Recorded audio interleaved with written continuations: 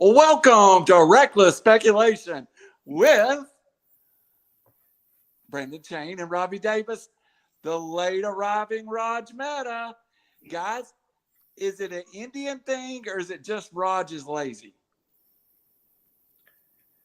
I'm not sure he knows how to tell time. I'm not sure either.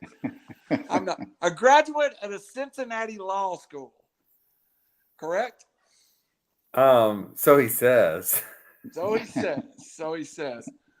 Well, welcome to Reckless Speculation, where the host gets great pleasure of moving around and dodging all the questions and changing the order. But tonight, we are going to start with the order as I sent it out. Boy, did the NFL steal some headlines this week, right before March Madness, while the baseball is on strike. Let's start with the first one. I personally think the lesser of the two moves, but we'll get into that. Aaron Rodgers signs a record 4-year, has not signed. Let's correct it. He says he has not signed, but has on the table a $200 million 4-year contract. Let's start. Is that a steal? Is it a steal for the money he generates and it takes? Is that a fair price for Aaron Rodgers? I would say Robbie Davis. No, let Brandon go. Brandon, go ahead. Go ahead. No, I was going to say, I think it's fair market value for him and the way things are going right now. I don't think it's necessarily a steal, but Aaron has been a master negotiator with the Packers. I think he's always wanted to stay there. He plays these games on social media and podcasts that he's, thinking about leaving and sends out tweets that speculate he's leaving. And, he likes to be the center of attention. It's just his kind of deal. And, he worked it out. And, yeah, I think it's fair money for him. Do you, and Robbie will come with you. Let's go ahead and answer that question. What do you think of the contract? But I got a big follow-up to both of you about Aaron Rodgers. Go ahead, Robbie. Is it a fair contract? I mean, look, the salary cap's $208.2 million next year, which now, granted, I'm bad at math, but if I did the math correctly, that means each team owner is making $416 million a year just by owning a team after paying all these players. So does the number matter? No. It's just irrelevant to them. It's just, hey, can we get on the salary cap? Now to Aaron Rodgers, the Green Bay is a weird city. It's almost like a college town as far as there's no neutral media that covers them. And so I don't know how it vibes in the locker room, him versus the rest of the team. But I know this. They play in a weak division. He's one of the top 5, 7, at least 7 quarterbacks we've seen in our lifetime. Mm-hmm. And he's won 1 Super Bowl. That's underachieving, man. That's almost like the LeBron of the NBA. As great as he is, he should be better or should have better results. But as far as the numbers go, man, it's monopoly money to these guys. Like they're going to franchise Devontae Adams. They still play in the league with Detroit, Minnesota, and who am I missing? Chicago. Yeah, so they're going to win the division. They're going to home field. It's almost like a Titans situation. They should win the division. Should get home field. Let the other teams beat them up. Yeah, $153 million guaranteed. Good for him. But he's a lot of drama. And for 1 Super Bowl, yeah. All right. I found you just kind of led me into the question I want to ask. I would be a strong believer that Aaron Rodgers is above a top 5 quarterback. Talent-wise, number-wise, I think Aaron Rodgers, outside of Brady and Manning, I don't know that he's there now. but at very least, he's a top 5 generational quarterback. Where is he at in 2022? Robbie Davis. 2022. So behind Mahomes, behind Josh Allen, I would say behind, well, let's see, probably right there with Russell Wilson. Current league MVP, though, Robbie. Current league MVP. I mean, who cares? That's a media-driven thing. Like, he lost in the first round at home. So did Tannehill. Is anyone giving Tannehill an MVP? They did the exact same season, and they both lost at home playoff game. And then, so Herbert, I mean, there's a lot of good play. Like, Aaron Rodgers is just in the mix right now to me. I don't think he's not at Mahomes' level. He wasn't at Brady's level when Brady left. So, I mean, he's not the highest paid player in the NFL, in my opinion. All right, Yeah. Raj, we'll get to you. The current subject is we know where Aaron Rodgers is. Maybe you can catch up with us. I can. Top 5 to 7 generational talent for this era, no doubt. Argument, Peyton and Brady are 1, 2. Then I think there's a bunch of guys you could place 3 through 7 over the last 25 years. Are you putting Peyton ahead of Brady? No, Because if you are, I believe I said Brady then Peyton. I Oh, think you said Peyton and Brady, but maybe that's the Tennessee in you. I think that's the West Coast bias than you want in the argument there. But I love Peyton Manning, dude. I really But- do. He can do no wrong, and he's hilarious. either way, those two are 1, 2 in my opinion. He is 3 through 7 somewhere, but where's he at in 2022? Oh, we were talking all time? I thought we were talking about active. All time? No, we are Generation, talking. 25 years. There were 2 questions there, I think, generation, and then he said 2022. Yes.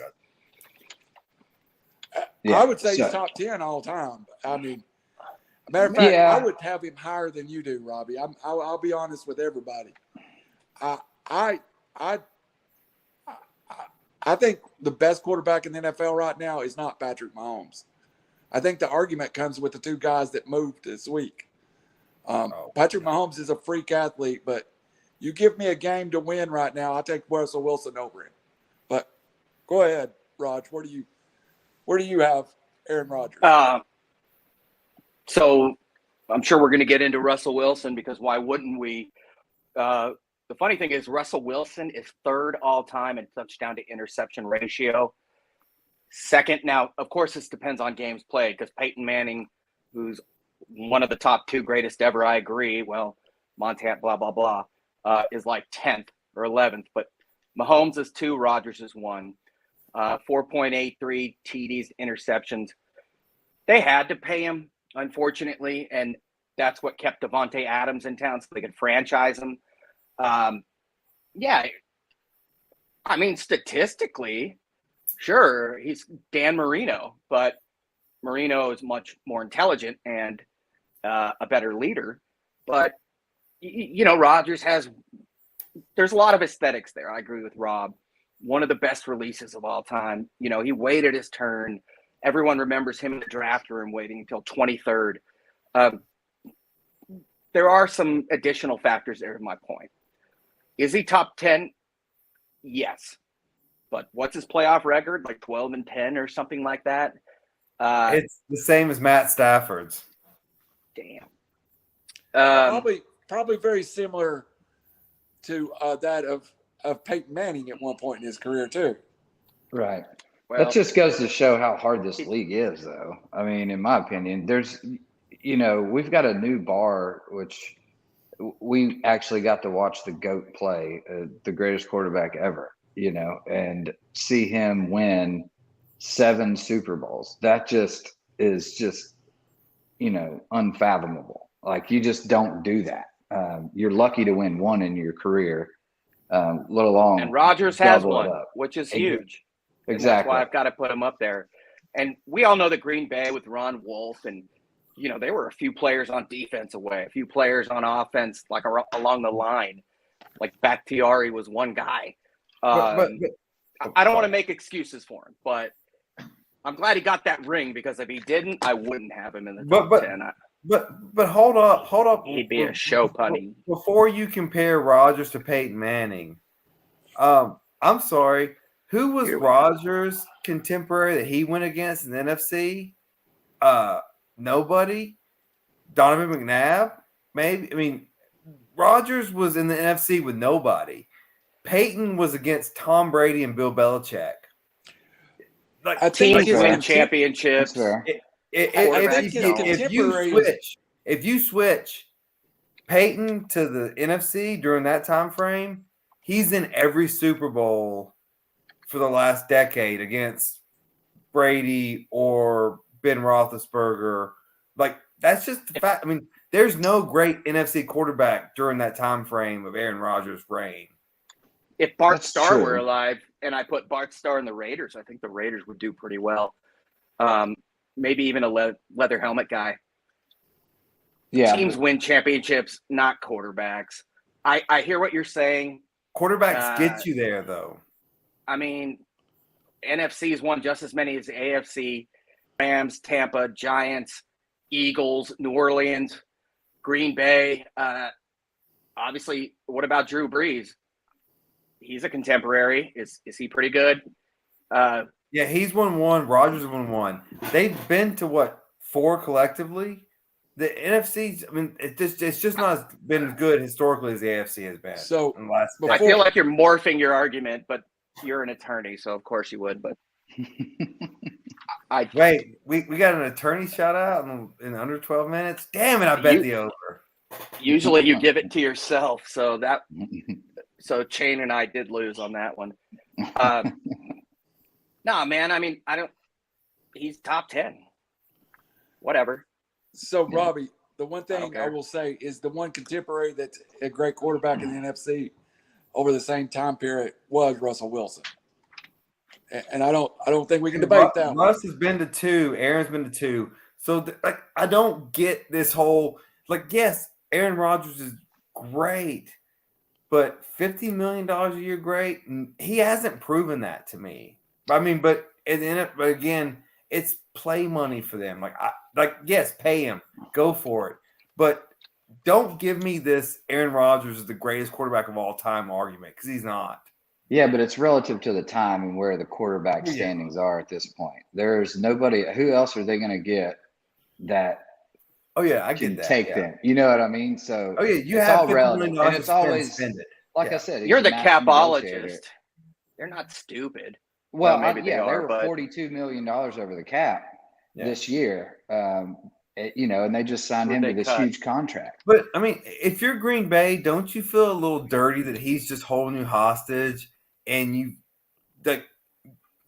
Well, that's shame on Green Bay. I mean, they've established that he has them by the what. Yeah, I mean, I would just be like, look, we're the Green Bay Packers. Yeah, I mean, I don't know. I've short and curlies. I've just gained a dislike for this guy, and I'm not. I mean, he's just an arrogant bleep. Yeah, I haven't liked the games that he plays to a franchise that and you scored and a fan base. 49ers, come on, man. Well, it just coming from a fan's perspective, like a quarterback that toys around with your team like that, and throws these tweets or podcasts out that it's reckless speculation. He might be leaving. He might whatever. It's just BS. The Packers would have, and I'll shut up after this. The Packers would have paid what the Packers paid 2 months ago, because they have the money. They have to spend it like that. He's a diva. You don't have to hold a team hostage to get this kind of money. I'm sick of him looking like $500 million. All right, Brandon, give me he your looks take. like Eeyore when he loses Aaron every Rodgers, playoff game. Aaron Eeyore Rodgers is the current. reference. He is probably the number 3 quarterback in the league right now. Current. Go ahead. I think that's probably, but all right. So round table real fast, and we're going to Russell Wilson. Robbie, could they got more or less for Russell Wilson if they'd have put him out on the market? If the Packers wanted to move on from Aaron Rodgers, You're talking about 5 picks and 3 players back for Russell Wilson. Could the Packers not have said, okay, rebuild, take that package? 3 words, no trade clause. Russell Wilson and Sierra are not going to Green Bay, Wisconsin to live. There's no way. Absolutely not. Sierra. My point, though, Sierra. my point was you said you felt bad for Green Bay. If Green Bay would have wanted to, they could have got a king ransoms out of Aaron Rodgers, but they chose not to and chose to stay tied to that. Could they have got Russell was still under Aaron Rodgers contract, in open right? market than the Seahawks got for Russell Wilson? No. Russell's Green still Bay under contract. Green Bay needs Aaron Rodgers. So there's a difference. People don't want to go to play for Green Bay. Green Bay has to hold on to their players. Seattle, Denver, Russell Wilson, they don't have to hold on to their players. And Russell Wilson can dictate his trade. No, if you're Green Bay, look, they're a world-class organization, historical franchise. They've had Bart Starr, Brett Favre, and Aaron Rodgers. They also, at some point, there's going to be a realization they are in Green Bay, Wisconsin, and they're not going to hit the quarterback lottery, and they're going to be the Jaguars. That's going to happen. They used to bus in soul food Yeah. for players. That was legit stated by, I can't recall who, but Jesus. All right. Russell Wilson trade details. They get Drew Lock, which was probably just like, you please take Drew. No, we don't want Drew. Take Drew or the trade don't go through. They get Drew Lock, a young tight end and Noah Fant, a young high draft pick tight end, a very young defensive lineman in Shelby Harris. 2 number 1s, the 9th overall in 2022. They get Denver's 2023, but realistically, that's going to be, if this trade is what Denver thinks it is, that's going to be a 25 or better first-round pick because you didn't make this trade to have the 9th pick again. You get the selection 40. You get their 2nd in 2023. You get a 5th in 2022. Seattle sends Russell Wilson in a 4th. Wow, that's a lot. That's a lot to start rebuilding that franchise right there. If you're Seattle and you're Pete Carroll, what's the first piece you're putting into place, Robbie? If I'm Pete Carroll, I'm putting into place a beach house in Hawaii because Cancun, dude. No that's exactly what I was going to say. There's no way I'm dealing with this rebuild, and I'm not ruining my NFL coaching record right now. I don't know why he's still here now. I'd be out. They trade also cut Bobby Wagner. Yeah. The next day. Yeah. I'd be 8-time out. All-Pro. Yeah. Raj Mehta, if you're Pete Carroll, what are you doing? Making a donation to USC and join Robbie on the beach? He's probably still on the payroll, so I don't know if he needs any money there. I've stated before, the only college coach, of course I'm biased, that I can recall that won championships at both levels. But yeah, why would he be around for a rebuild at college and pro? Did Saban win in pro? I don't think so. Jimmy Johnson, Dennis Erickson. Contemporary. I thought we were talking about contemporary. And that was Miami, those dirtbags. What's his name? Barry Switzer? Glass houses. Barry Switzer would be Oklahoma. the equivalent to me. Fair enough. But he did go to the Cowboys, whereas Carroll did rebuild the Seahawks. Boom. Shelby Harris is 30. I know your question was about Pete Carroll, but Robbie's absolutely right. This is a rebuild. Their quarterbacks at the moment are Drew Lock and Geno Smith, and not the West Virginia Geno Smith. Why would you stick around for this? Ugh. I mean, he should be on a beach somewhere. I was going to say Cancun. Robbie's right. He can afford Virginia Tech just hit a buzzer beater. Not quite like the Mocs to beat Clemson. Were you recording that game? No, I'm on Thanks, YouTube bud. TV a little Thanks. slow. That recording just went out the door. You were actually recording an Wait, ACC tournament game? Did we ruin that? For who? FCC, send us a bill. Anyways. Oh, are you not allowed to say anything? No, you're Carroll's fine, got to man. bounce, dude. He's got to retire. Why will he stick around? And why he's still there is beyond me. But maybe now that Russ is gone, he's got his pass. I feel bad for DJ Metcalf and Lockett, dude. Those guys must not be thrilled. Yeah. All right. Brandon, I want you to answer the same question. Then I got a different version of the question to you. Yeah, I totally agree with these guys. He's got to be out of here. I mean, at least in his mind, at the very least, if he's not already 1 foot out the door. It's crazy. It is complete blow up, rebuild. The best thing they can do right now is continue to blow up and get as many draft picks and trades as they can right now. They're in a free fall. This is not like a 3-year stretch. It feels more like a 4 or 5 year stretch for them, which they've been, quasi on that fence for the last 2-3 years now. I mean, they've been somewhat good, and then they fall off, can't make the playoffs, yada yada yada. So I think they recognize that in the front office, and we're like, it's we got to make a change. So get more draft picks, send Carroll to the beach house. All right, guys. All right, so I've got 2 attorneys on here, so I'm not going to pretend like I know anything about law. Only one. One practicing and one retired. Thank you. Pending an outcome in court, as I understand, on Friday, Deshaun Watson could go a long way in becoming free to play football again.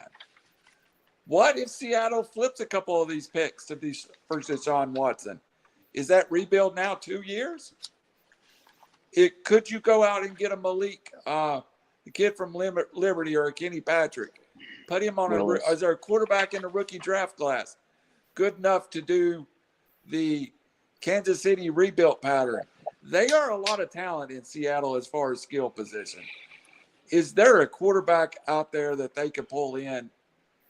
I struggle that even Deshaun Watson could save the day.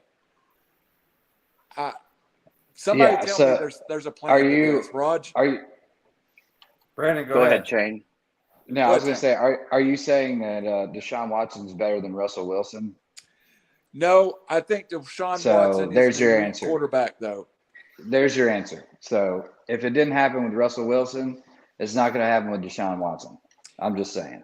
Deshaun Watson would also have a lot of equity to play with, or the front office, that Russell Wilson don't. But that's a very good answer. But he comes with a laundry list of drama and all this baggage. So that's just a distraction for the team, that especially if you're trying to rebuild.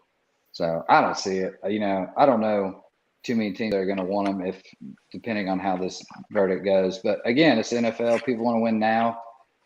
So I wouldn't put it past any owner to reach out. But who knows? I don't see it. If they didn't win with Russell, as you were saying, he's probably a top 4, top 5 quarterback in the league right now. And Russell Wilson's a better quarterback than Deshaun Watson. I would never argue that point. Exactly. So unless they draft, hit on the draft picks, or sign some other big veterans, which most of them are getting tagged or whatever right now, I don't see it happen. Robbie, you got any thoughts? Yeah. So let's be honest here. The McNair family doesn't have enough pull with Roger Goodell that they need to. So that's why Deshaun Watson's sitting out.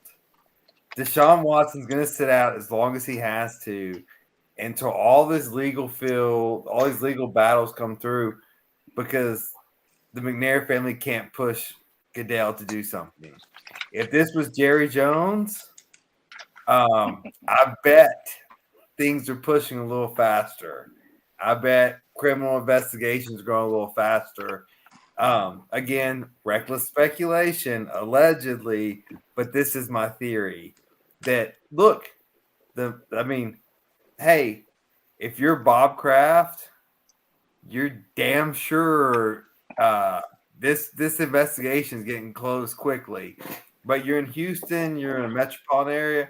I don't see how they're going to put him on the field, and I don't see how a team's going to trade for him until, like, the criminal lawsuits are one thing, but these civil suits are going to take a long time. And I just don't know how he's cleared to play unless Goodell gets some pressure from money people, and it doesn't appear that's going to be the way, allegedly. I agree quickly with the conspiracy theorist on this one. Seattle doesn't have enough clout. Indianapolis, who also needs a free agent quarterback now, doesn't have enough clout. Houston doesn't have enough clout. Deshaun Watson is the best free agent quarterback available. After that, it's slim pickings with famous Jameis, one of the draft picks. Who else is a free agent? Mariota, Garoppolo. One thing about Seattle is that they gave a 2021 first, a 2021 second, a third, I think, in 21 and 22 next year, and a decent safety, Bradley McDougall, all for Jamal Adams. So what kind of rebuild is that? They went for it. They cracked out. And now, it's Noah Fant. They signed Gerald Everett last year. Shelby Harris is 30, had 6 sacks. They're not in a good place. Not like somebody like Philly, who's got 3 first-round picks this year. Jalen Hurts in place. That's from Carson Wentz, ironically enough, in a play 70%, 75% snap thing that turned a second into a first. Yeah, Seattle's in trouble, dude. But they got their ring. Okay, let's wait, Brandon, real quick. As a historical reference, as someone who's a Falcons fan, when was Michael Vick suspended from the NFL? Was it when he was accused or when he was arrested? He was suspended. He was charged. So when he was arrested, that's when he was suspended. Yes. So Deshaun Watson's been suspended being accused. And wasn't that an FBI investigation, a federal investigation with like 80 people involved? Hey, can we make it through a week and not talk about Michael Vick and 28-3? Y'all killing me. I love Michael Vick. I love Michael Vick. Survivors by attacking the NFL. All right. We do have breaking news. There's a couple of stories I got to get to. One is the greatest story. We'll cover Carson Wentz in just a minute. Of course, Amari Cooper is a wide receiver, but let me tell you how this plays in to the quarterback line. Evidently, a story broke out of Dallas today that during the playoff loss to the 49ers, Amari Cooper it became verbal with Dak Prescott at the halftime, which at the end of the game led to Amari Cooper to call Dak Prescott the black Kirk Cousins. Now Amari Cooper's out. Is that not the greatest cut down a player to player ever? The black Kirk Cousins. Did that help get him out of Dallas? Come on. I think so. He was already on his way out, right? And the Raiders didn't suck at drafting. They got a first for that moron. A prima donna as well, a guy that doesn't go 110%. That's the franchise quarterback, and if that's his way to get out of town, then he's an idiot. You just don't need to insult 2 current players at once. It's ridiculously childish. Yeah, I mean, how do you keep him now? Not only that, what's his value? I don't think he's a free agent. They were going to cut him. Yeah, so he's cut. He's going to whatever leverage you have is gone. And now who wants you? If aside from Mahomes, who he maybe won't insult, Mahomes kind of looks like a Kirk Cousins. No, never mind.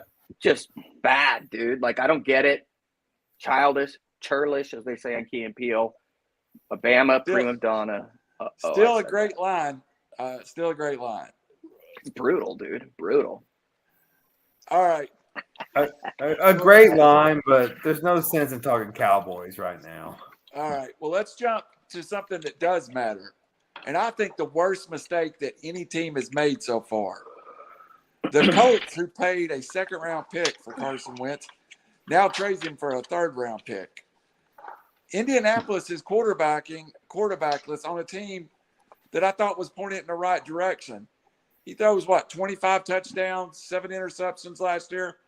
I thought Carson Wentz was a very effective quarterback. Evidently, Indianapolis' big plan now is to enter the Jimmy G sweepstakes. Why can't Carson Wentz find a home? And does he do anything with the Washington Commanders now? Robbie, quickly, what's your thoughts? Well, the Washington Commanders are still a stupid name. But let's all agree. Everybody, let's give Robbie a hand clap for saying what we all thought. My dog said that. This is just stupid all around. Like, this is stupid for the Colts. It's stupid for the Commanders. Hate that name, but it's still like the Colts suck and the Commanders suck, and they're both gonna suck again. They're just switching suckiness. Like, what? Carson Wentz isn't a good quarterback. Like, he's not terrible.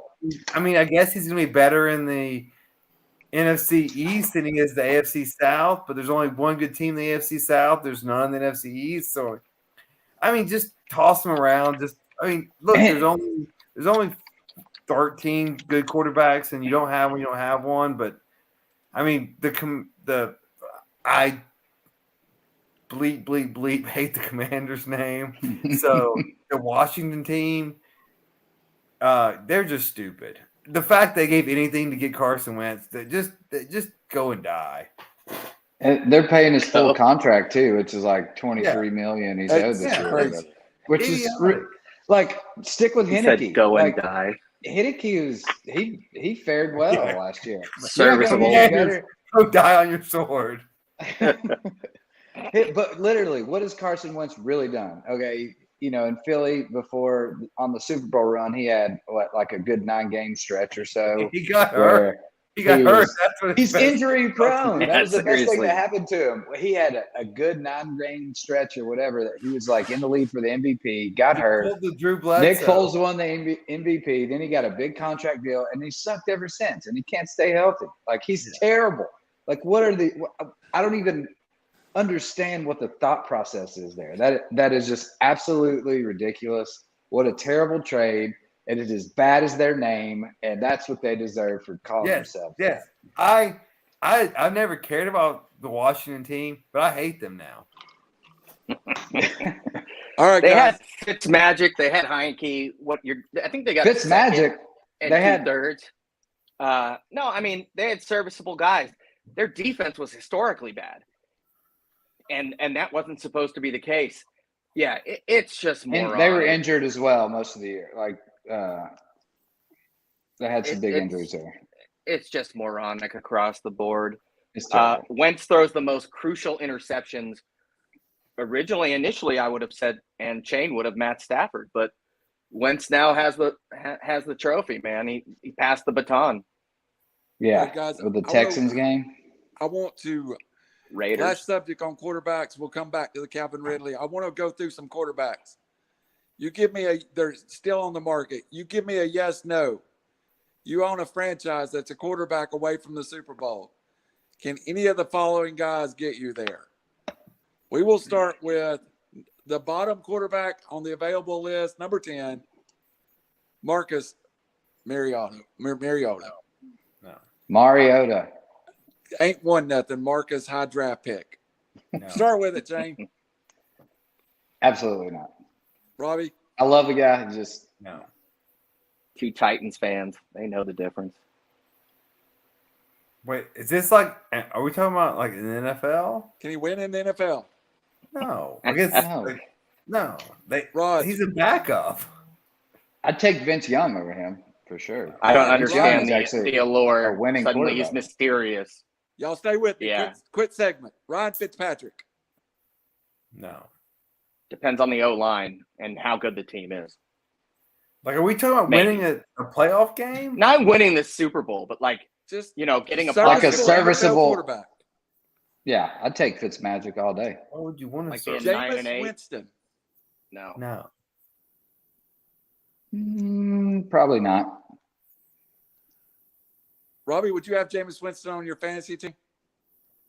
No, I got. Yes. You're asking. You're asking the wrong guy, dude. You're asking the Next- wrong guy. Next year's strategy is not drafting the quarterback till the end, and it's gonna Jimmy, be Jameis draft- Winston. Jimmy He drafted Garoppolo. Vic when Vic wasn't in the league, right? Jimmy Garoppolo. No. Anybody No. a taker? No, he's awful. Kyler Murray. Yes. What's his value? Is it worth more, less, or equal to Russell Wilson? Less. Less.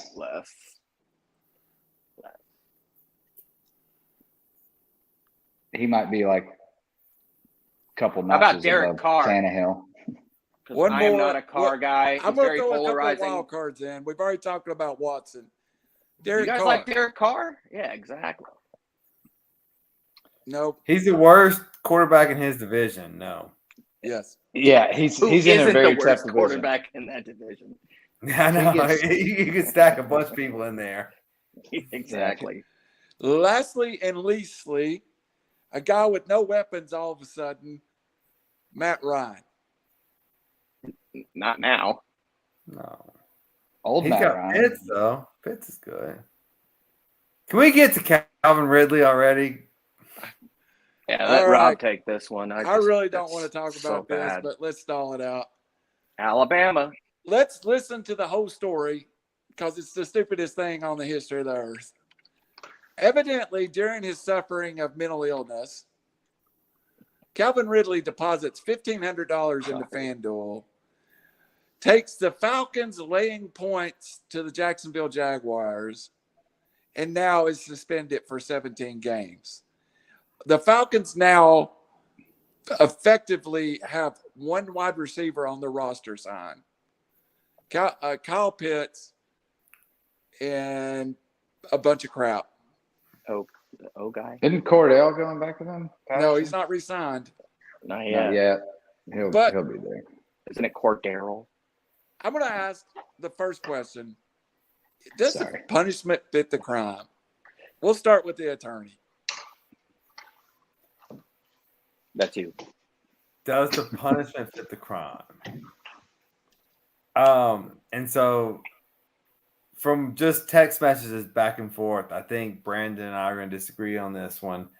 Yeah, absolutely. Look, yeah, it's $150 or $1,500. It's nothing to him. It could be a lot to a bunch of people. The amount doesn't matter.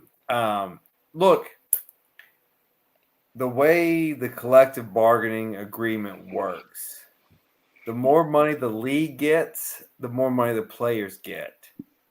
And so you cannot have it doesn't matter what the reality is. It's the perception of the reality. You cannot have a perception that the games are in any way compromised because that affects the NFL's bottom line, which affects you, the player's bottom line. So if you want to gamble, go gamble on soccer or baseball if they have it. But you Or racing. Auto or racing, bet on Larson, it's free money. But you cannot sacrifice you and your colleagues' money on the integrity of the NFL because the NFL is now embedded in gambling, and those advertisements are driving revenues through the freaking roof. And all of you young men are going to get filthy rich. Do not blow it. Do not do something so stupid as wagering $1,500 on a parlay, which I do, and I'm an idiot for doing it. I was going to say your mental health is. Sorry, bad jokes with mental health. But yeah, no. I mean, I gamble, and I'm trying to get rich. You guys are rich. Don't do it. So ridiculous. I mean, seriously, like this is like. It's the one rule. Do not gamble on the sports you are involved in. Because these TV markets, these casinos, these gambling companies, they all depend on it being fair.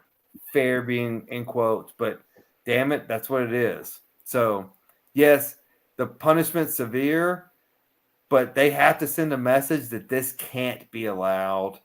And anyone who does it after this year, should be banned for life. All right, Brandon. Well, first of all, I'll Fantasy say this football. too. Whatever his personal issue was that caused him to be out, he ensured he'll never play in a Falcons uniform by this little move too. It cost him $11 million off the salary cap. $11 million. Brandon, let's hear about this dumbass. I mean, let's hear about Calvin Ridley. Ooh, Yeah. So as I disagree with the rule, it's still a rule and it's in place. And if you don't read your contract and understand the rules of whatever job you're entering into, and regardless of your situation, you still are on the team. You have to abide by those rules that you're legally contracted by. So why in the hell is he doing this? Like, I don't get it. It is a boneheaded move. But on the other side, you know, if there's no insider information and he's out and he wants to put some, you know, FanDuel team together or fantasy team, whatever. Like, What about I don't fantasy see, football? you know, it's not like he was gambling millions money. of dollars. And I get Robbie's point. It doesn't matter the amount. You know, it could have been $5. It could have been $5 million. It's still, it's the rule. But again, regardless if I agree with it or not, or if you do or not, you know the rules you're getting into. And with that job, they make the rules. You have to abide by them or you can be punished. So he's just an idiot for doing it.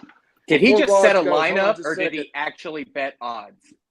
Parlay. Yeah, he did like 3 or 4 parlays, like 300 or 400, 500 each. So we've got 6 people on Facebook. I'm on YouTube right now. While you're there watching us, smash the like button, subscribe. We've got a weekend show. We suck at reminding people to do this. We've had a great audience. We really need you to subscribe to YouTube. That is our primary base.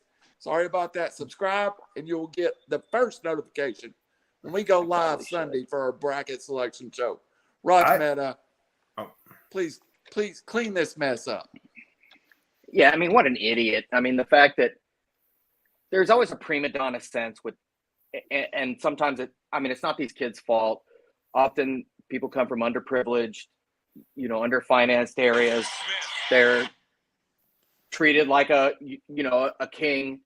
It's happened with all sorts of dynasties. Bama seems worse than most. I mean, it's like Amari Cooper. A lot of these, and they take a pay grade when they go in the NFL. So maybe that's why he doesn't care about the money. But You mean the White Cooper Cup? It's exactly. Oh, it's just. Well, you meant the other way around. I know it's the only wide receiver I could come up with. I'm going to leave that alone. But yeah, I mean, the fact that it's 1,500, I don't understand if that's because he thought it was innocuous enough or he wasn't trying to make money. I mean, his rationale on Twitter, it's just ridiculous. He obviously thought he was untouchable. Wherever that comes from, it's just so stupid. I don't think it's even worth talking about. He's a moron of the highest degree, and I feel bad. The Falcons, that's pulling a Raider, losing a first-round pick because the guy is an idiot. See Damon Arnett and about 20 other guys. Been a bad year for Alabama wide receivers. Robbie, last word. Yeah. So this is a collective, stupid kind of event. So one, he's only betting $1,500. Like, dude, you're making millions. If you want to risk your career, you better bet a lot of money. You better win. Also, from what I understand, one, I'm so pissed off. We didn't think of this idea. So the NFL pays this company, this third-party company, to monitor all these websites, to monitor if any of their players are betting. That's how he got caught. He was, I think, if I have this right, I think he was in Florida, then crossed over to the Georgia line, which doesn't allow online betting or mobile betting. He bet from his phone once he crossed the line. That triggered the third party, and they tracked it back to his email, and that's what caught the NFL. So it's just a incompetence, and you are a multi-millionaire and you're betting $1,500 on a parlay. You almost deserve this. Not almost, you do deserve this. You know what? So- Like, I got He one would have more gotten thing, away real with quick. it if he was in Georgia. no, if he was still in Florida, because like the Still in Florida, I Hollywood, mean. the Hollywood casino, there was the online bet. The host flagged him because he was like, Oh, Raj, you live north in the high-priced area.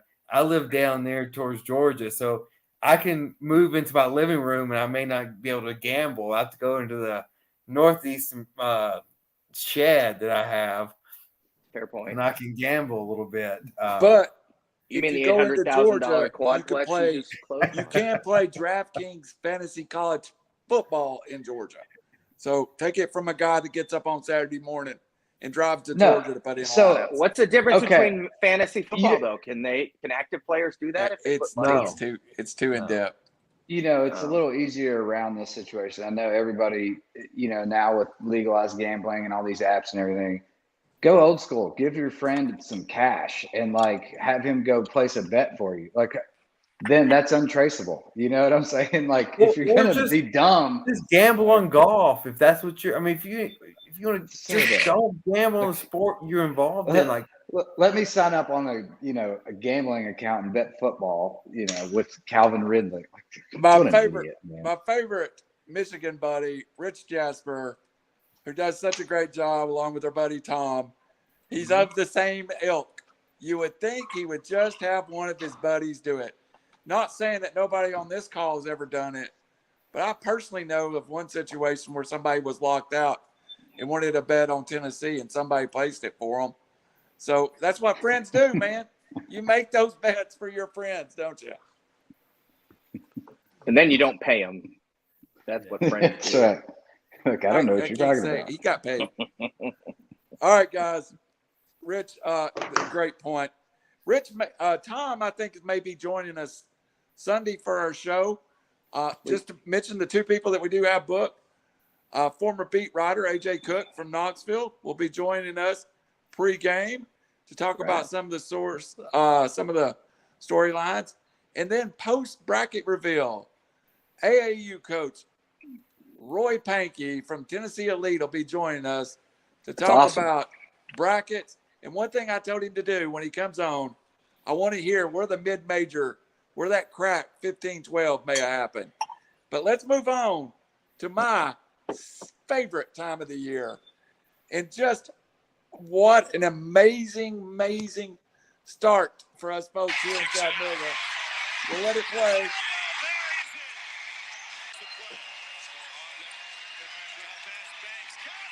Is this an infringement, Rob? I don't pay the fines. I don't know. It's all random. We do when we swear. Yeah.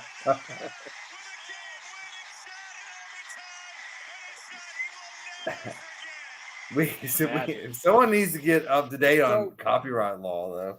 Yeah, we don't care about copyright tonight. We'll get busted for the Mocs. A local newspaper writer said that's the second greatest moment in UTC history, past them making it to the Sweet 16 a couple of years ago.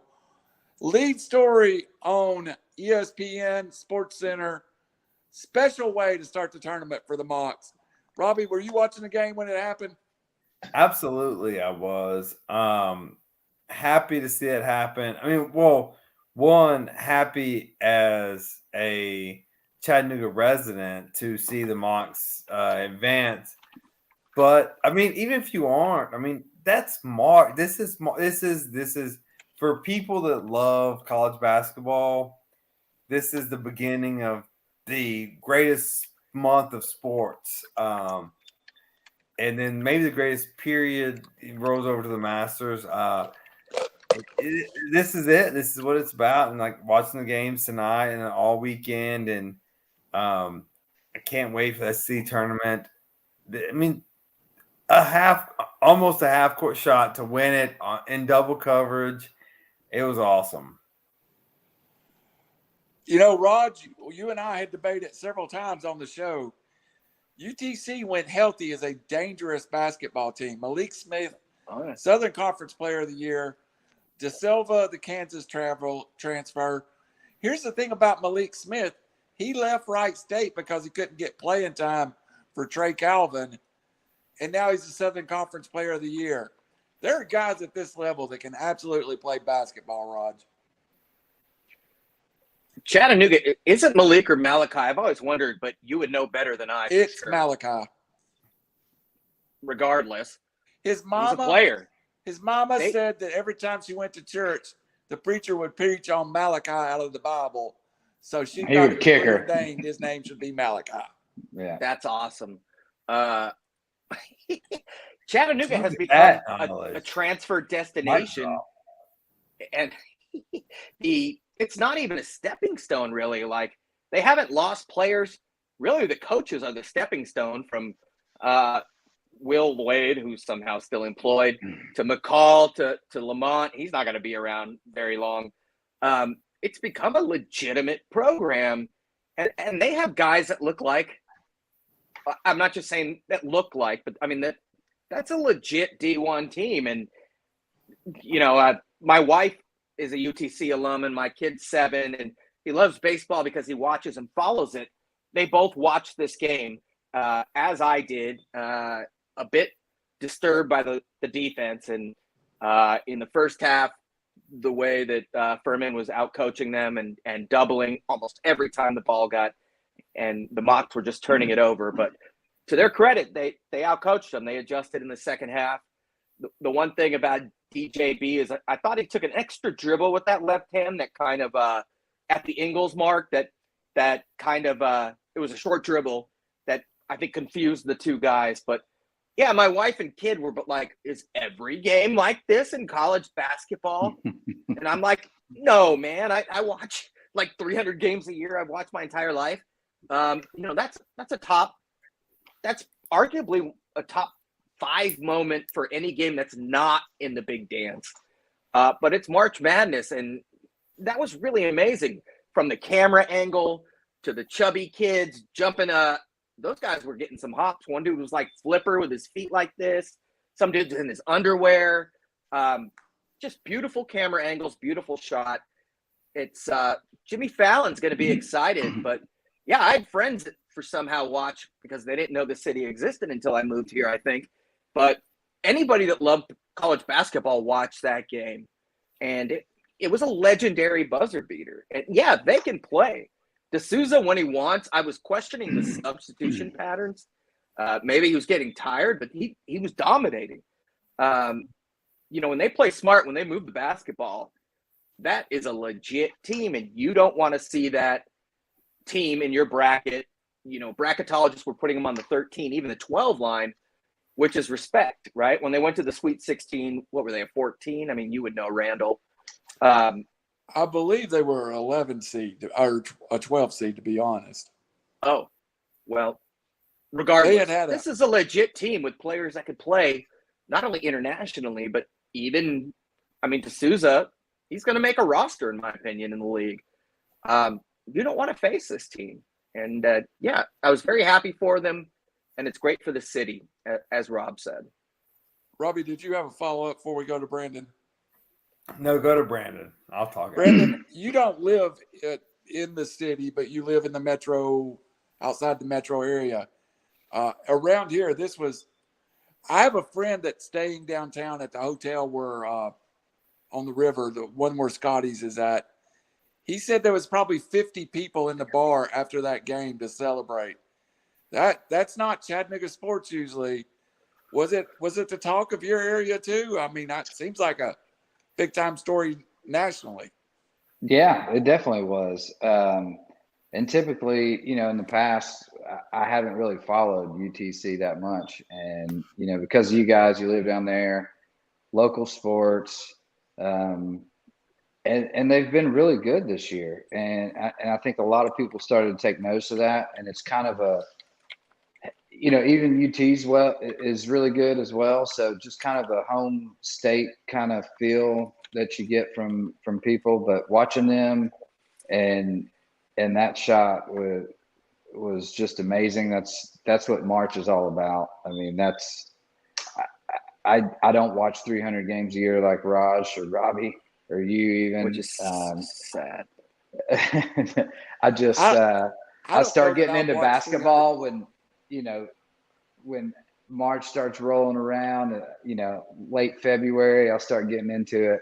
And man, what a way to start March off, and being a local team. And now, like you said, nationally talked about on, Sports Center, everything else. What a way to start. And they are, like you said, a legit team. And they're one of those teams that are going to bust some brackets potentially. So, watch out for the Mocs, man.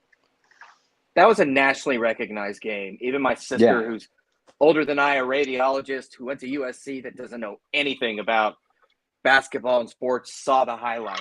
She watched it on my surgeon brother-in-law's phone. I bring up their occupation, not for status, but they don't have any time, and they both saw it in Southern California. It was legendary, dude. It was one of the best buzzer beaters, not in the big dance because those are the stakes, but the stakes were super high as well. And you saw to Furman's get into heart the get big dance, ripped out. Yeah. And they wouldn't have made it without it. There was a point in the year where people thought they could have made it if they didn't win the Southern Conference, but they really had to win the Southern Conference. And I think it's also well-deserved. I don't want to go down this path, but I don't understand how regular season champions, how you kick somebody's butt all year in smaller conferences, and then you go to a tourney and then a 5 seed beats you. And, there should be more credence paid to a regular season champion in small colleges, smaller conferences, rather.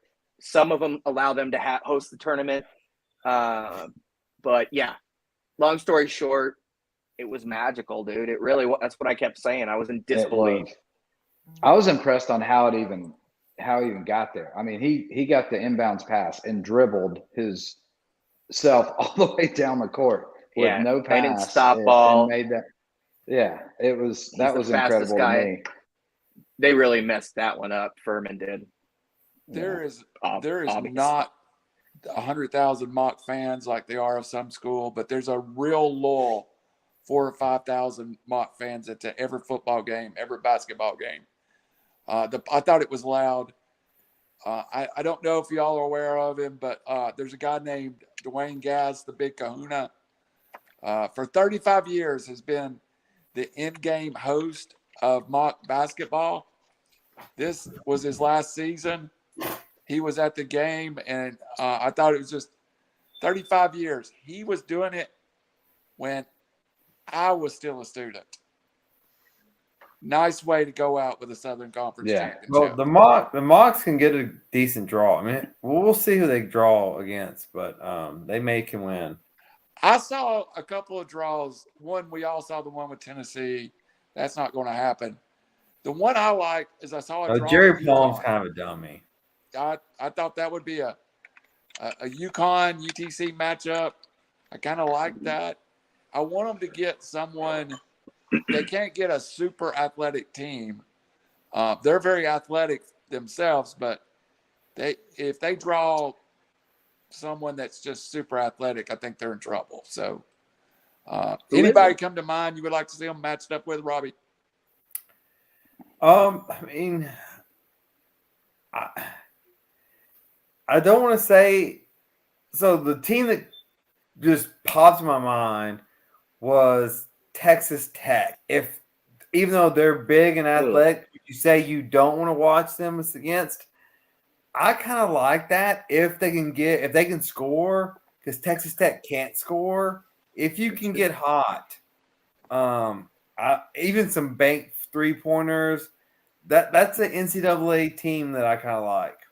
Wasn't the fight that Del Silva had when he was suspended for the year against Texas Tech too? I believe so. I think so. I think I'd like to see that. So I mean, those guys are brawlers, so that would make sense. I wouldn't mind that kind of. If I'm a UTC person, I wouldn't mind that matchup. A little 13-4. 12-5, dude. That's a 12-5 team. Everyone knows, and now they know even more. Let's move around to some of the tournaments and some of the news real fast in the last half hour of the show. It Let's was against start with the Kansas State, ACC, which by the I'm way. going to call the world showed up to kiss Coach K's ass, and North Carolina kicked his ass. Let's start with the ACC. I thought that was amazing that UNC went into Cameron Indoor and won that game. I'm still not sure how they did it. Anybody else just kind of shocked by that occurrence? I was a little shocked that UNC won. But I mean, It's a young team, dude. yeah, A lot they're of all hype. young. They figured if they showed up, they would Yeah. win, and they didn't. Yeah. That was redemption point for UNC. I wasn't shocked, but at the start of the game, yes, I would have bet money on Duke. But as I watched it play out, no. One team wanted it more. They were more jazzed for it. Looked like the young kids thought that because they showed up and it's Coach K's, last home game, that they were just going to be automatically handed the win, and they were not. So I agree. Reality check, it could be the best thing for Duke in the long run, especially with a young team and a top 1, 2, 3 pick. They learned a valuable lesson. Well, and I think that playing on the road in college basketball, I don't think the fans are the problem. I think it's the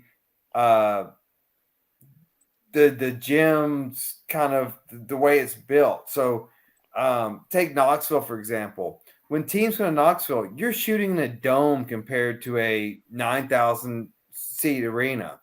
But Carolina's used to playing at Wake Forest, at NC State, Duke. Like, these are all small arenas. Like, it's not that hard. Like, everyone yells. All fan bases yell. Like, you tone that out. Like, I don't think Cameron Crazies are that much of a difference as most people think they are. Nerds. Let's update the ACC scores from the day. Virginia Tech beats Clemson with an overtime shot, as Raj said. In another overtime game, Boston College eliminates Wake Forest. I was pulling for Wake Forest. Steve Forbes over there did get a contract extension this week. And Syracuse, I watched that game. Sadly disappointed Florida State team, a program going in the wrong direction, 96-57.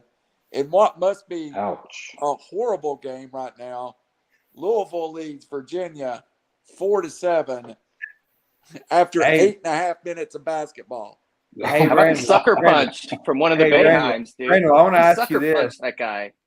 Randall, two questions. What do you think about Steve Forbes, and what do you think his future is? Because I know as a Vols fan, it's been a long kind of theory that Forbes is going to come back after either him or Kim English is going to come back after Barnes. What do you think about this contract extension? I love Steve Forbes. He was a lot of behind the scenes work of that early teen success. I thought Steve Forbes would be on the if Barnes stepped away today, I think Steve Forbes would have been considered. I don't know that if Barnes is going to step away for another 4 or 5 years. And I think that gives Kent. Then if you're talking about 4 years from now, hopefully Kim English is ready. And you got Rob Lanier at Georgia State, too. Yeah. He's got his team to the NCAA tournament this week today. Barnes is 67. You can see by UT and Coach Heibel hiring a 29-year-old African-American wide receivers coach, that ability to recruit and to build those relationships is of great value. See, I think Barnes goes 3 more years and he's done. And then I think we have to start looking for the replacement. I think it's either English, Rob Lanier, or Steve Forbes. Those would be the 3 on my short list. Good question. All right, guys. We won't stay too long on the ACC, but we know where they're at right now. Let's go through the bracket real fast. Of course, Duke is the number 1 seed. Notre Dame, the 2 seed. I believe North Carolina is the 3 seed. The U is the 4 seed. Florida State has moved on to play Duke. Right now, it is Pitt moving on, or BC moving on to play the U. Virginia Tech moves on to play Notre Dame. And I think we're waiting on the results of the other game, Louisville and Virginia. Is there anyone that you would throw out there besides Duke is a possible tourney winner in the ACC? And by the way, shout out to Wes Moore and the Lady Wolf Pack of NC State. Wes Moore, the great Chattanooga coach, wins his third straight women's ACC title. Love you, Coach Moore. Miss you. Good job. I wouldn't say I'm throwing this out there. I think UNC is playing the best in the ACC right now. I think UNC wins this whole tournament. They're going from a bubble team to a last four in to an automatic bid. Miami won at Duke. Miami won at Duke, but they got smoked by Alabama earlier in the year. They did beat Wake. You never know. There's a lot of seniors there. Charlie Moore, old Cal guy, then DePaul. I think the guy's 40. But, Miami, you never know. We talk about shot making. There's a kid, McGusty. They're 22-9. I'd watch out for that team, man. They can scrap as well. But I agree. UNC is the team to watch out for. It just has that feeling like they're getting hot. By the way, outside in one of our rooms, I have a freaking smoke alarm beeping, and I'm not sure where it is, and I'm going to jump out of my window. Isn't that the worst? Yeah, I mean, I watch out. And I loved Wake, dude. I mean, Williams and that kid that I even talked about, he was a bigger Drew Peterson, LaRavia. And they had some talent, and they were 23-8. I was shocked that they got beat by BC. But still in the tournament, though. Everybody agree Wake's still in tournament? I think so, but they were talking about them sweating it out. The announcers were 13-7 in a crappy conference, but they have some good wins. Even Va Tech, they're 20-12, and they were playing for their lives. And Shane, they won on a buzzer beater, which doesn't hurt. No, I was going to say I like UNC as well. I think the win over Duke gave them a little bit of new life and kind of showed their potential, what they can do. So I'm favoring them in this tournament as well. I was going to talk about Wake Forest. I'm kind of on the band that Raj is. I'm a little shocked they're out. Give me Duke not to lay another egg to win the ACC.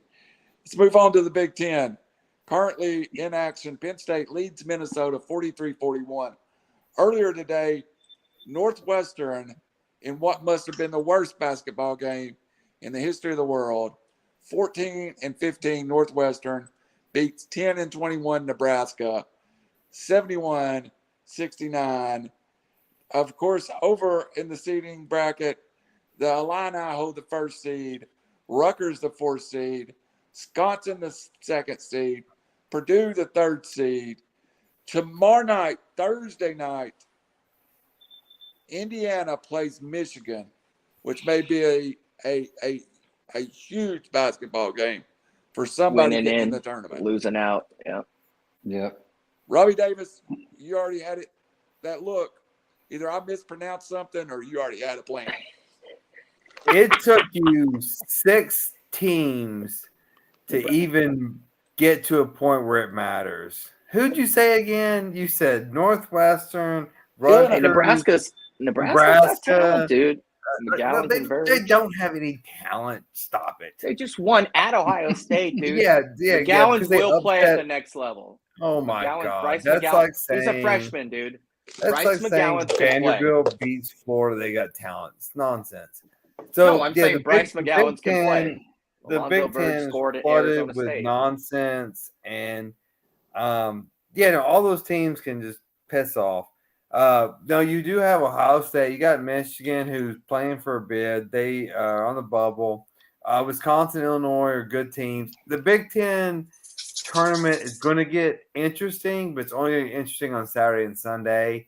Their Wednesday, Thursday, Friday is terrible. Friday night, though, in the closing session, if seeding holds, we will have an Ohio State Purdue game. Now, I do think that holds a bunch of value, Robbie. The one Yeah, game okay, on top. okay. I stand corrected. I didn't study the actual bracket. I just heard the teams you said, and they sucked. But yeah, Purdue and Ohio State. Purdue's a really good team, and I will say this: I went to Indiana University a year, as most of you guys know, the 6 people watching. But 4.1 I hate thousand. Purdue not because I went to Indiana for a year. I hate Purdue because they always beat Tennessee, and if Purdue's in our bracket this year, I will just blow a casket because that's who we're going to lose to. But no, Well, I just realized an important fact. I think you went to more colleges than I did. Brandon Chain, Went it's to a your lot. conference. You bring us home. He got kicked No, out. I was going to say I like, regardless if Ohio State plays Minnesota or Penn State, I like them in that and to potentially face Purdue here. Purdue, we played them earlier in the season. We lost by 3. We played them tight. Just depends on what Ohio State team you're going to get. They've been They didn't close so well. inconsistent. Yeah, they've been inconsistent all year. Their defense is, suspect at times, shooting as well. If Liddell doesn't score 32 points, then, they're probably not going to win the game. We've had a few injuries here and there, which so is everyone. So I'm not going to make excuses for that. But I don't see them winning the tournament. I like Wisconsin to pull this one off, whether they face Purdue or Ohio State after that game. I think Wisconsin takes the Big Ten this year. Watch out for Again, Illinois. Smash Illinois, that too. subscribe button. We've had 2 subscribers while we've been on the air. Smash the subscribe button. Keep us on the air. Smash it. Smash it. Raj Meta. Pack. You want me to go over the pack real quick? Mm-hmm. Or nobody cares about the pack? It's up to you guys. We're Yeah, gonna let's to go. the pack. I wanted to get your thoughts on the Big Ten. Oh, I like Illinois. have a pack. I think Illinois has got some talent. Your West Coast bias is eating it up. I have the Pac-12 downloaded on my phone. That's where we're going next. We like sandbagging. What Rob doesn't know is Nebraska's got 2 players, including Bryce McGowan's the first 5-star in like 20 years at Nebraska. He's going to play at the next level. He can play. They should have won that game, but I don't want to talk about Nebraska at any sport, maybe wrestling. I like Illinois just for the sheer fact is they've got guys that can make buckets like, Alonzo Plummer. They have Kofi Cockburn, who's, him and Liddell banging against each other. He's much more athletic than Aiden Hutchinson in Michigan. Rutgers is a giant killer, but I'm expecting Illinois to come out on top. Wisconsin has Davis. He went down in the last game. They're not a super athletic team. If you play Wisconsin basketball as an opponent, you're in trouble. But Purdue and Illinois are the 2 teams that I'm looking at, and they're both teams that I think are going to go further than any other teams in the Big Ten in the tournament. Purdue's the scariest team that I've seen for anyone. They're just dangerous. They're big, 2 dudes, and then Ivy is legit. The problem with the NCAA is the referees and So how bad. they can change Oh my the God. game so easily, and you can foul out a player. They need to go 6 fouls. I reffed for a little bit, like back in the day, and then I knew guys that were high school and college refs. What's so pathetic is, number 1, you're not supposed to watch the ball.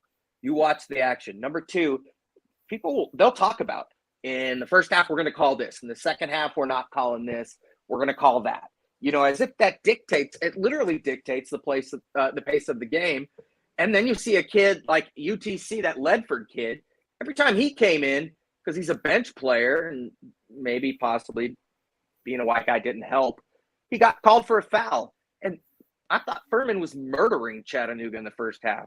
Well, and Raj, we've talked They about weren't this. calling it. There are politics involved. It's horrible. Yeah, Raj, we've talked about this. Like, how many times do refs call fouls? They literally did not situationally. see because they cannot see them. Like they're not They're like not in you position. can't see that because it didn't happen. You call a foul.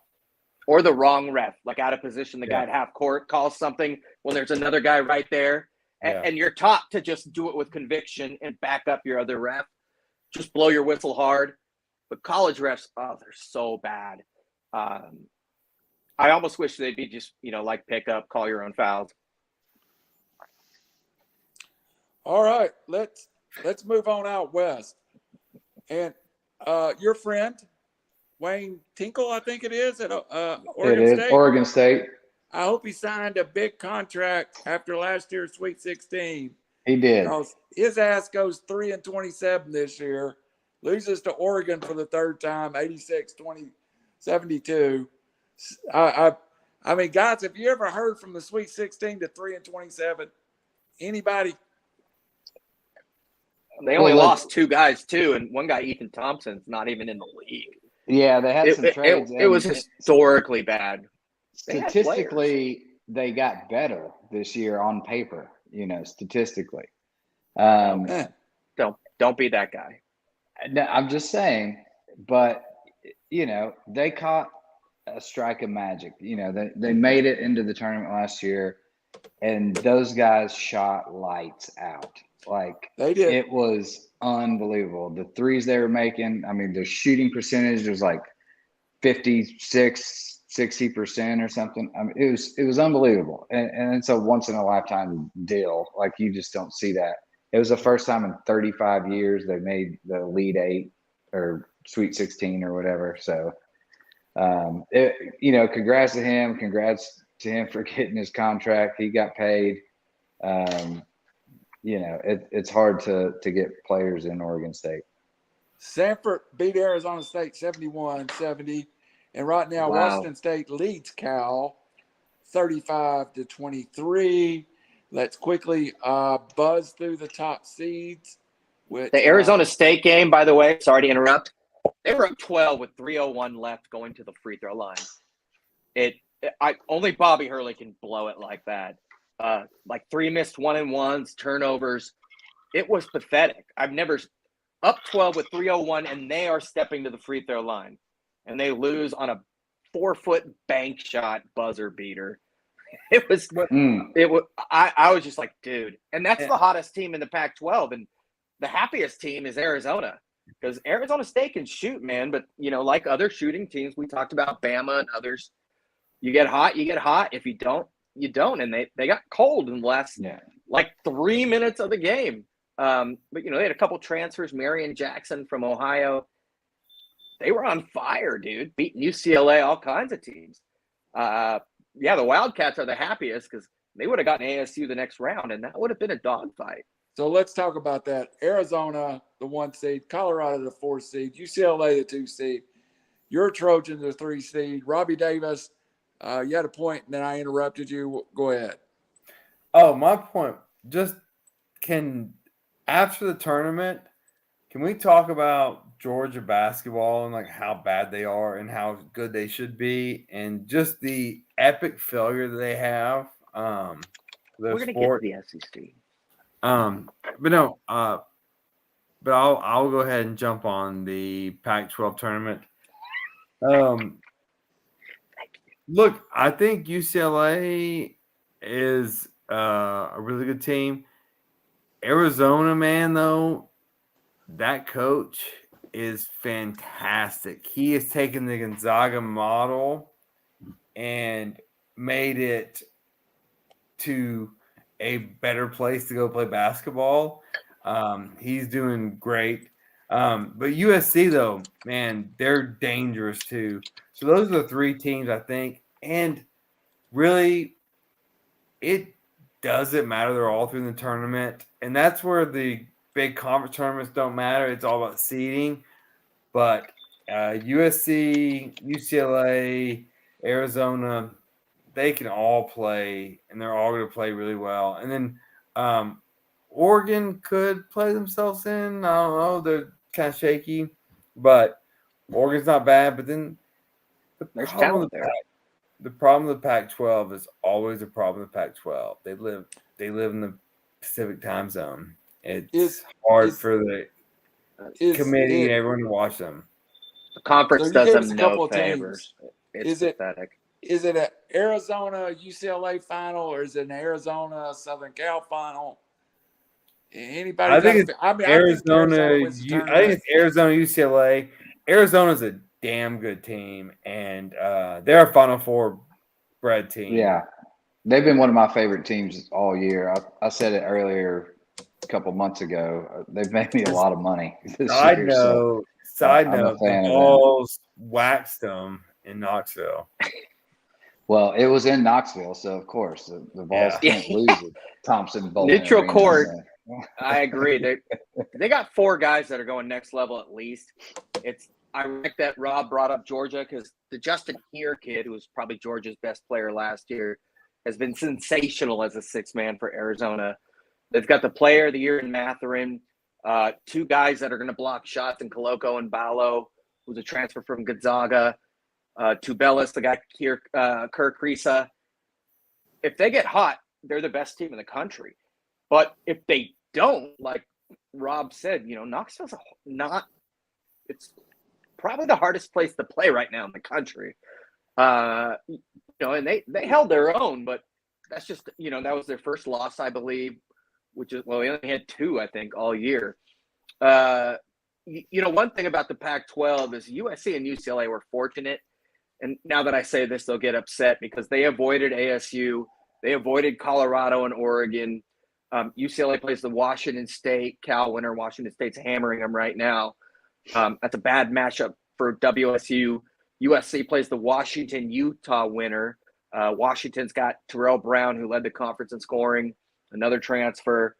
But, it should be USC, UCLA, and Arizona may face Colorado, who just beat them by 16. I don't care who wins the tournament. Like last year, it was Oregon State. There's no question that Arizona and yes, I hate to say it, UCLA are the 2 best teams because they both can make shots. USC, you never know. All right, guys, let's jump over to the conference that's projected to have 66% of their teams in the tournament. And so it's only 9 teams in the conference, but I think the top end of the Big 12 is still the best conference in America. The seeding is the 1 seed, of course, is Kansas, 2 seed Baylor, and that's the only team that gets a bye into Friday. Only 1 bye. Starting tomorrow, Baylor plays Oklahoma, Texas Tech plays Iowa State, and Texas plays TCU. I really like this Texas Tech team, but they've got a path to the finals that really, it's Iowa State, then Baylor. Who do you like out in the Big 12, Robbie? And is there a team? I'm not a believer in the Kansas team. If I was going to name a conference favorite, I'd say the winner of the Texas Tech Baylor game would be my favorite. Who would you go with? Well, so Kansas overwhelms you with talent. Texas and Texas Tech are both this short line defensive strategy, which I find effective. Texas, obviously, with Chris Beard, who came from Texas Tech. Texas Tech with the assistant from Chris Beard. So they both run the short line defense, which is very effective. Kansas still there. Tech. Baylor has what's somehow been from a disaster to a wealth of talent. So all that being said, I'm going to take in a tournament setting because they're not going to call fouls. They're going to let them play. I will take Baylor and or Kansas to advance. But if it gets nitty and gritty, give me Texas Tech over Texas. I'll take the mentee over the mentor. Brendan, go ahead with your thoughts. I really like this Texas Tech team. I think they are as close to the Vols you know, as a team that you can get. You know, they play great defense, and when they can shoot the ball and they're hot, man, watch out, because they're a dangerous team, and we've seen that, you know, through the Vols as of late as well. I think they both played in one of the worst shooting games we saw earlier this season against each other.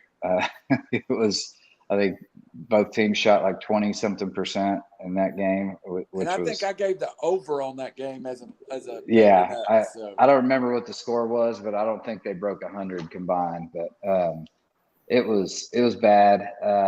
But I do, as of late, they've really come on.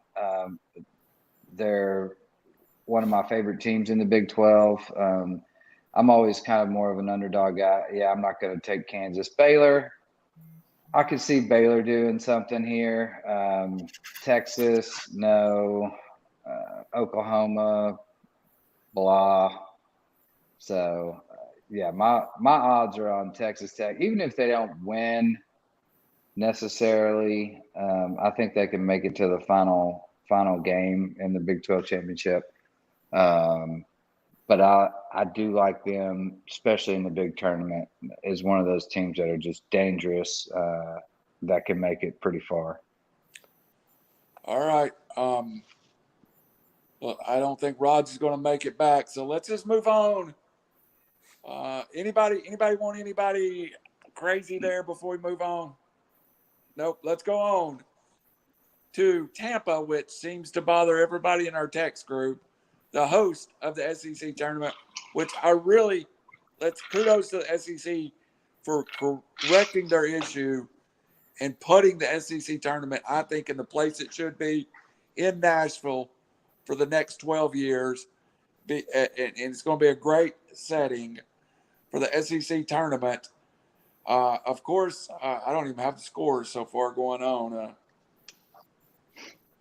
Anyway, first seed, we'll get the scores, but Auburn's the 1 seed, Tennessee the 2 seed, Kentucky the 3 seed, and a very, very dangerous Arkansas the 4 seed. The one thing that comes with being the 4 seed, though, it to me is a horrible matchup. Arkansas will probably get LSU on Friday night. Auburn is looking at the winner of Texas A&M and Florida. Tennessee will play the winner of South Carolina, Mississippi State. And then Kentucky, more than likely, if seeding plays out, gets Alabama. That sets up for a great Friday night. I really like the bracket. I think the SEC has really took a step. To me, I'm gonna give the SEC the second overall rating for conference right now. I think it's a battle between the Big Ten and the SEC. Still think the Big 12's the best conference going. I will go out and give my own picks here real fast. I said it 2 weeks ago. I said it on this show, and the seeding has played out. I think Tennessee and Arkansas are headed to their third matchup of the season, and I like the Hogs over the Vols on Sunday. And I do believe that we may get a fourth Tennessee and Arkansas matchup according to the seeding, because I think both teams will be in the Sweet 16. So that's my take on the SEC. I do think LSU is there's a couple of really dangerous teams in LSU. Not so much Alabama now, but when they shoot, they can play with anybody. Tennessee, Kentucky will be a monster matchup on Saturday, likely. Florida can play. Florida's got some guys. Florida's got guys too. Let's start with you, Raj. Give me your take. We'll finish up with Rob on the SEC. So we'll go. I like the Arkansas I know we're running pick. long, so everybody stay with us. I like the Arkansas pick. It's going to be a contrasting matchups. Auburn is huge. They're not used to being number one. I'm going Arkansas, Kentucky. If Kentucky's healthy, I'll take them. But Tennessee is a very, very good team. I'd like to see them show up at a neutral site. As Rob has said, they've owned Kentucky at Kentucky traditionally, at least over the last 5 years. It's a team dependent on shot making. I think Kentucky is more athletic. I know you guys will disagree, but they've got probably more players that are going to play at the next level. All four of these teams play defense, and maybe Kentucky's the worst of that group. But something just tells me that it'll be Arkansas and Kentucky. But all four, if they were in the Sweet 16, I wouldn't be surprised at all. Last year, the Pac had 3 teams in the Elite Eight. All 4 of these teams are good enough to go that far. Arkansas and Tennessee especially depend on shot making more so than the other 2. All right, Brandon, what you get a lot of SEC basketball living where you do. Give me your feel. I kind of like Auburn, Tennessee going to the championship here.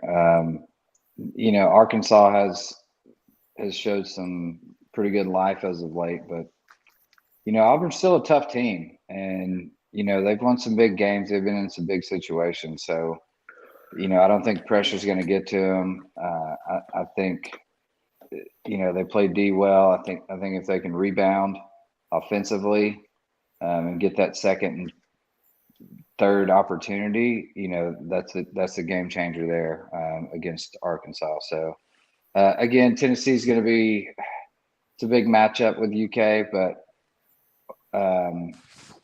they're on fire right now. Like Tennessee is one of those teams that I've said, just like I said about Texas Tech, they're very similar teams to me.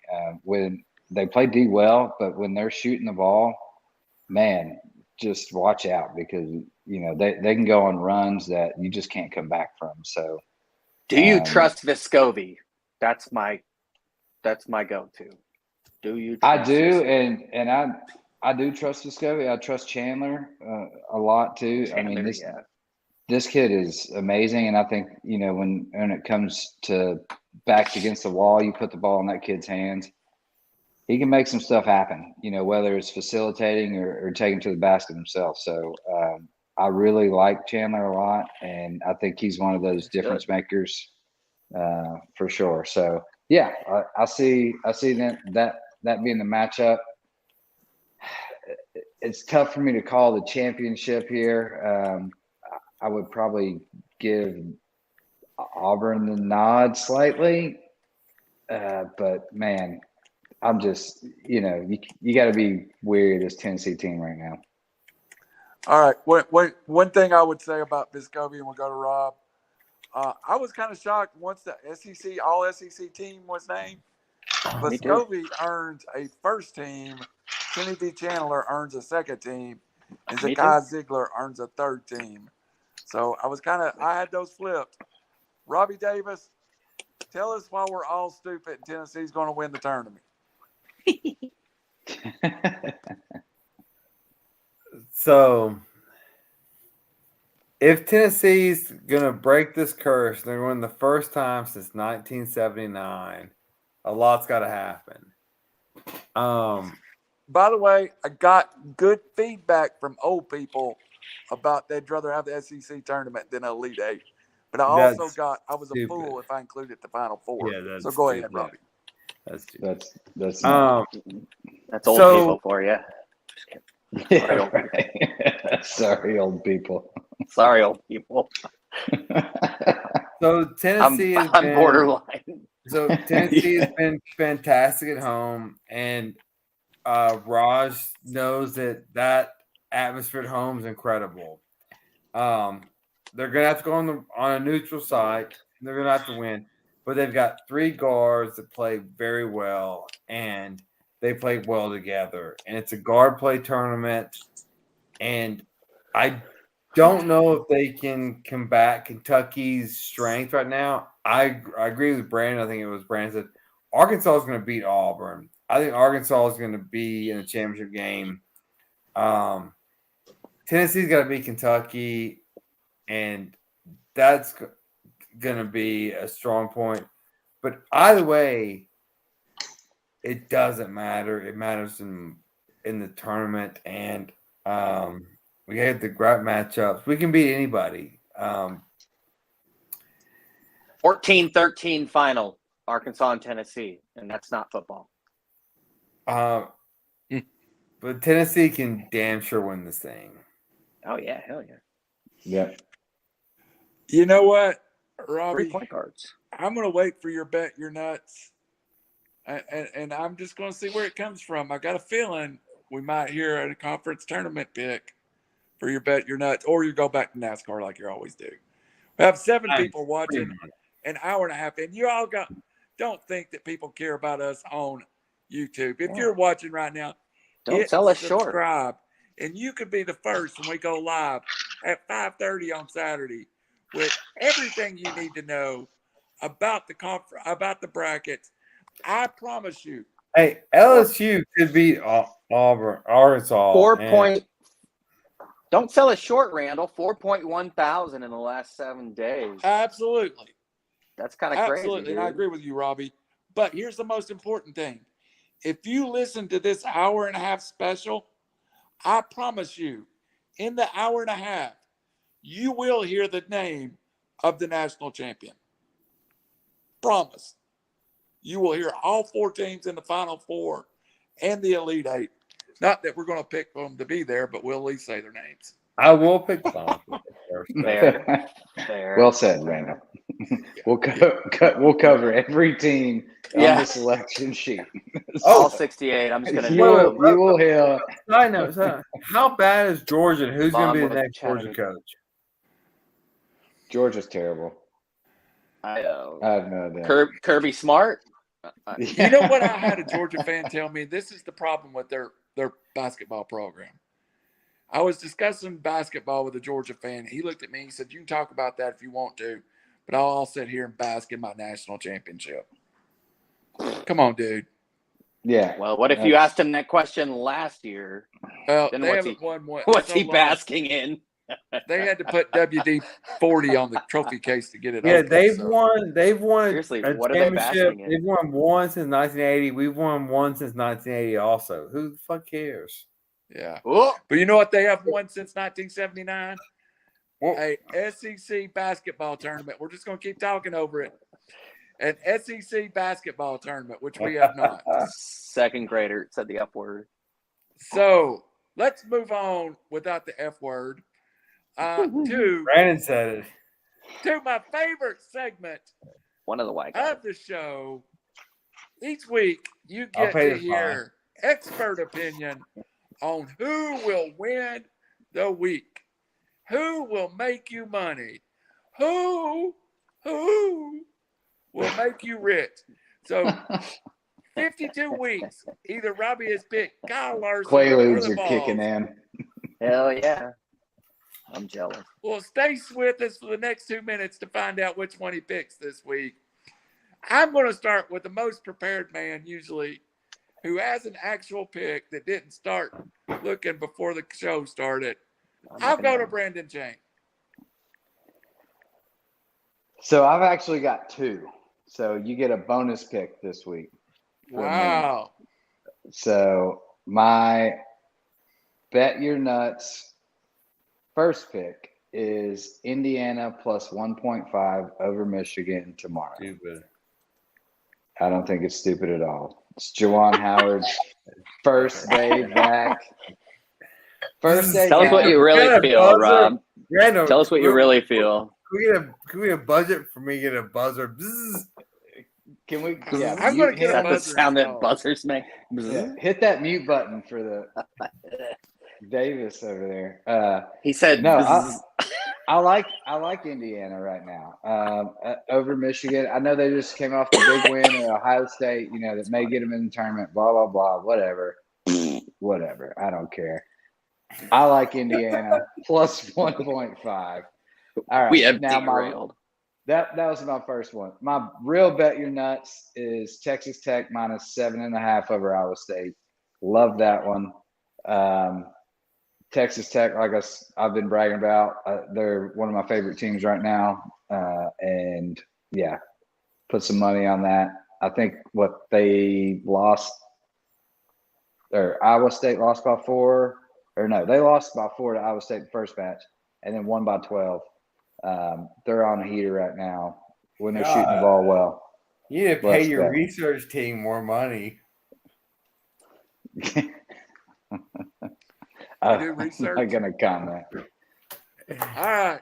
Um, Raj Meta, who wishes, by the way, my comment today, we will not discuss any more of that sport that will be named to us until they end the lockout. So you're not allowed to discuss it until they end the I lockout. was going to bet you're nuts. The MLB's not going to have a season this year. Yes. Yeah, F them. F I them. am torn. Raj Meta. A lot of the Pac-12 lines aren't posted, probably because people don't care, except for me. But I am going Wichita State, 6-point favorite against Tulsa tomorrow in the AAC. Wichita State's just a better team. They already beat them by 10. Tulsa's 10-19. I'll take Wichita State, a team that's been there before traditionally. 6 is not enough in my opinion, but it's Vegas. So I had St. Mary's plus 12.5, and St. Mary's decided to foul, even though they're getting crushed with 13 seconds left, and Gonzaga won by 13. So thank God none of our nuts are actually on the line, but I will take actually, we don't want Rob to reproduce, but I will take Wichita State and 6 against Tulsa tomorrow.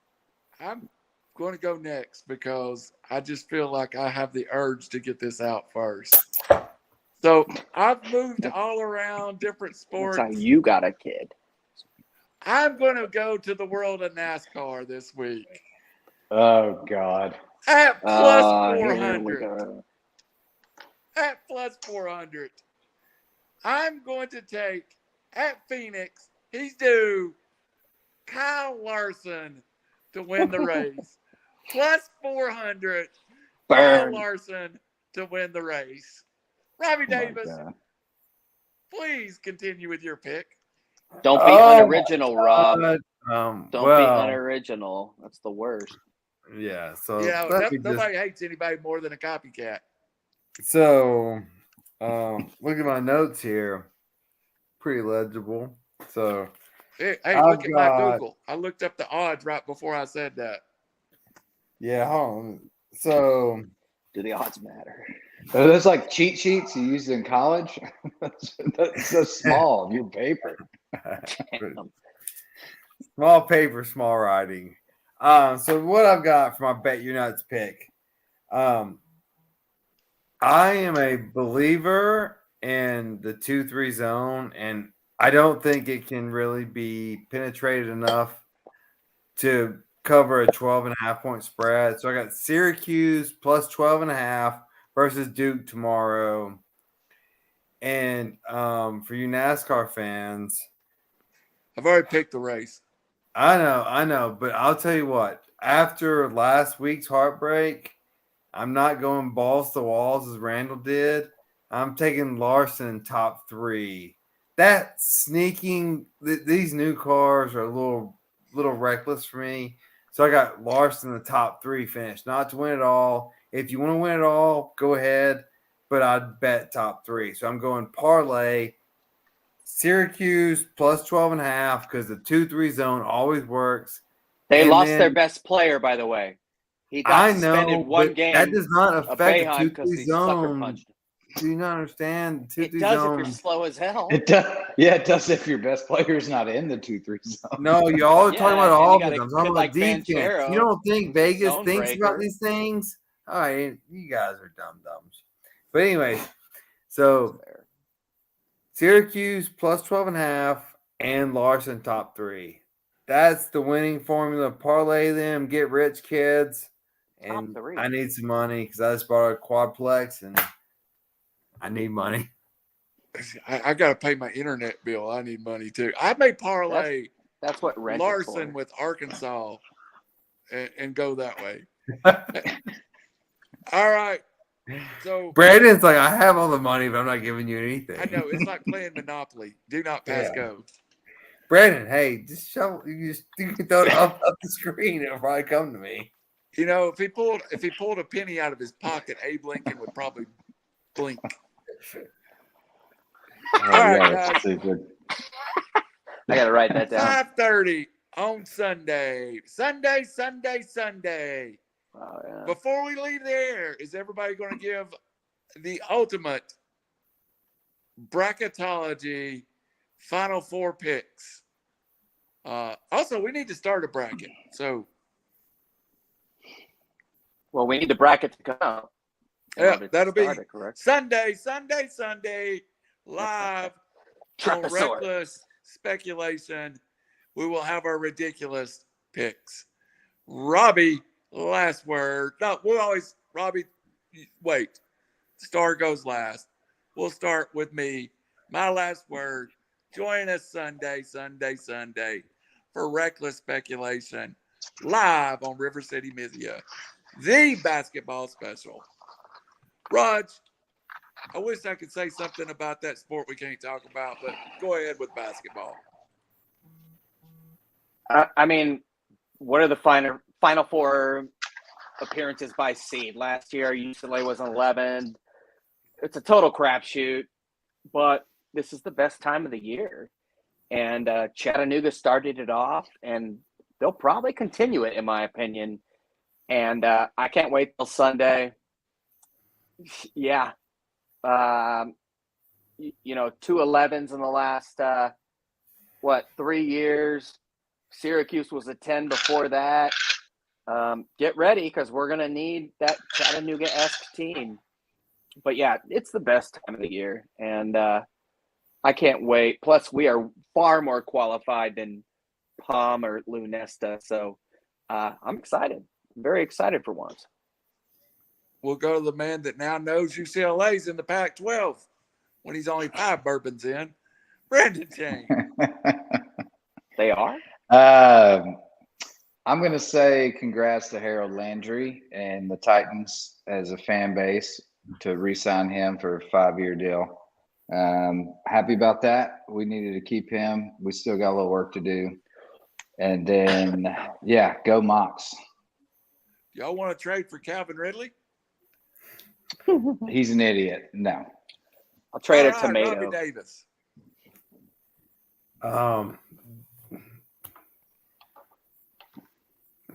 This is one of those things like Roger Goodell, as much as you want the NFL to control March, you cannot do it. This is basketball season. This is college basketball season. This is as college basketball fans, this is our holy grail, man. Like, NFL, just stop. Just wait for another month. Just stop. Hey, we will take it. And this is going to be an awesome March Madness. I think it's going to be one of the best, I think. And it's always the best, but there's no great teams this year. It's going to be epic, as it always is. It's the best time of the year. I'm going to Cherokee next weekend. And I'm going to be gambling all weekend on the games. It's just the best. Shocker. 1,500? It's the best. Yeah. It's the best month. You and Calvin Ridley got a suite together? Yeah, dude. It is a sausage fest, and it's 2022. Y'all just bound and determined to get us pulled off the air tonight, aren't you? Yeah, that's the beauty of the tournament. By the way, I like the Eddie Munster look, Randall. We're dating ourselves. I was wondering if anybody noticed that. I did. All right. So Sunday, 5:30. Home doing work. All media, all news. Going to have a couple of special guests. Robbie, we got to get together and see if we can get your mom in for like 5 minutes or something. Oh, no. She'll jump in anytime. She'll roast us all on college basketball knowledge. Oh, it's going to be fun. I don't doubt that. Don't doubt that at all. So I will give myself props. I scheduled an appointment at the doctor at 11:30 tomorrow. So I have to come back from Dunlap and be here at home to go to that appointment. And then somehow I've got a dentist appointment on Friday, so I got to take a half day off. I almost flew out, but I'm not having to use any vacations, but I got to be here at home 2 of the next days. So be watching a little basketball. Tough life. Yeah. Hey, seriously, I know we've ran long. Has anybody got one sleeper miracle pick win the tournament? Because I'll give you mine. I still think for some reason I still think Texas got a chance to win the Big 12. So I looked it up. You mean Tech? the conference tournament or the overall tournament? Conference tournament. You mean Oh. Longhorns or Yes, Big 12. Texas Longhorns plus Okay. 1,200. They've got I players. think USC has a chance to win the conference tournament. That's a good pick. The I looked pack up is Arizona for my bet your nuts, and they're minus 120 to win the conference tournament. Yeah, yeah, they're I'm good. favoring Texas Tech. I'm gonna go Miami. That's my outside shot. They could lose in the first round, but now that Wake's gone, who was the 5 seed, I think Miami's dangerous. They did win at Duke. LSU or Alabama could win the SEC also. Yeah. And Brendan, you said Texas Tech, right? Mm-hmm. Hey, they're a All 3 right. seed, and they're mean. But yeah, you're right. I mean, it's not a crazy outside the box shot, but Here you I've go. just been heavy on Here Texas goes one. Tech And lately. I actually like this one too. I like them too. Your buddy Notre Aaron Dame. Burt, Notre Dame to win the ACC. No, he's So. so stupid. For Blake Wesley can play.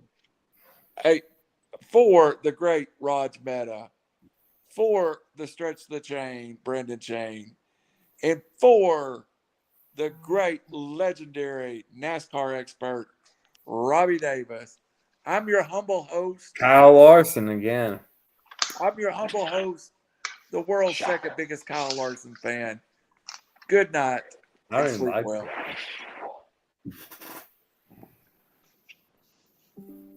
Look,